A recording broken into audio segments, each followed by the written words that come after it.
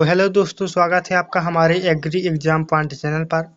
आज हम उन एमसीक्यू की बात करेंगे एग्रीकल्चर में और कक्षा 12 से, जो कभी-कभी एग्जाम में पूछ दिए जाते हैं, जो हमको बुक में स्पष्ट रूप से नहीं दिए होते हैं और एग्जाम में एमसीक्यू के रूप में पूछ दिए जाते हैं। तो आज हम उन्हीं के बारे में चर्चा करते हैं। तो देखिए चलते हैं। तो पहला है, निम्नलिखित में से कौन सा एक कवक खरपतवारनाशी है? कौन सा कवक एक खरपतवारनाशी है? तो ये पूछा जा सकता है क्योंकि मोस्ट है। तो इसमें से आंसर हो जाएगा कोलेजो। इसका राइट आंसर हो जाएगा सी। अगला है, निम्नलिखित में से कौन सा लवण रोधी फसल है? इसमें भी आंसर हो जाएगा सी, चुकंदर। ये भी पूछा जा सकता है। टमाटर केचप बनाने में निम्नलिखित में से किस परिरक्षक का प्रयोग किया जाता है? तो सोडियम बेंजोएट का उपयोग किया जाता है।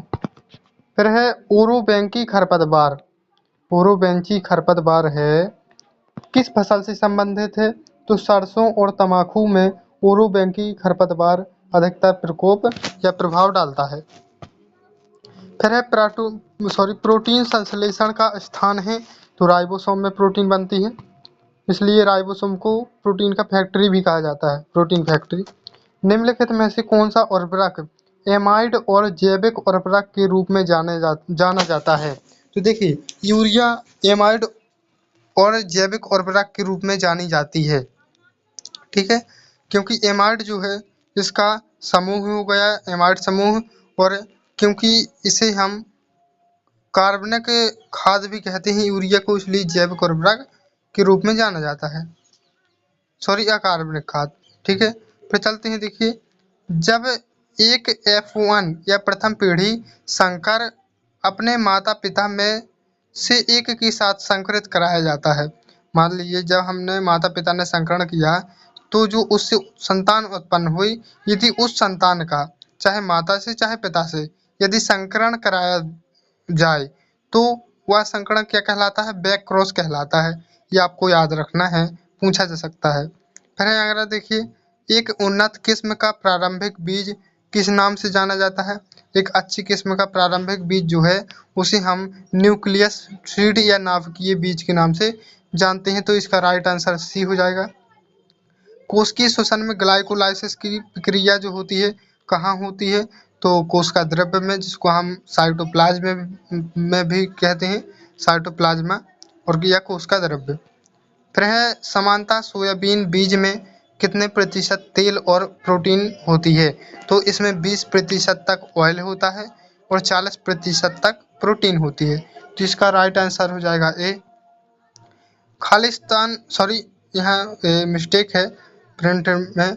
तो यहाँ है सुक्रोज, खालिस्तान से बना एक गैर अपचायक डाइसैकेराइड है। सुक्रोज कौन कौन से गैर अपचायक शर्करा से बना होता है? तो ग्लूकोज और फ्रुक्टोज की जब क्रिया कराते हैं तो सुक्रोज बनता है। इसका राइट आंसर ए हो जाएगा। निम्नलिखित में से कौन सा कीटनाशी एक वृद्धि हार्मोन के रूप में प्रयुक्त होता है? तो इसका है 2,4-डाइक्लोरोएसिटिक एसिड। राइट आंसर इसका ए हो जाएगा। फिर है, दूध में पाई जाने वाली गैलेक्टोज और ग्लूकोज से बनी एक डाइसैकेराइड शर्करा। तो दूध में कंपल्सरी सी बात है, आप जानते होंगे कौन सी शर्करा पाई जाती है? तो लैक्टोज। तो इसका राइट आंसर सी हो जाएगा। फिर है, अति सूक्ष्म पोषक या कभी कभी माइक्रो न्यूट्रेंट के नाम से या अल्ट्रा माइक्रो न्यूट्रेंट के नाम से किस पोषक तत्व को जाना जाता है? तो मॉलिब्डेनम को जाना जाता है। इसका राइट आंसर सी हो जाएगा। फिर है, रेशे से तना अलग करने की प्रक्रिया क्या कहलाती है? रेटिंग कहलाती है। तो राइट आंसर सी हो जाएगा। फिर है अगला देखिए, पेक्टिन की मात्रा किसके द्वारा मापी जाती है? तो जब हम एल्कोहल परीक्षण करते हैं तो उससे पेक्टिन की मात्रा मापते हैं। जल उपयोग या प्रयोग दक्षता जो होती है में अधिकतम किन पौधों में होती जल उपयोग क्षमता? तो केम पौधे जो होते हैं उनमें जल प्रयोग क्षमता सबसे अधिक होती है। फिर है, बोर्डो मिश्रण किस किस का मिश्रण होता है? तो कॉपर सल्फेट और चूना पत्थर और जल का मिश्रण होता है।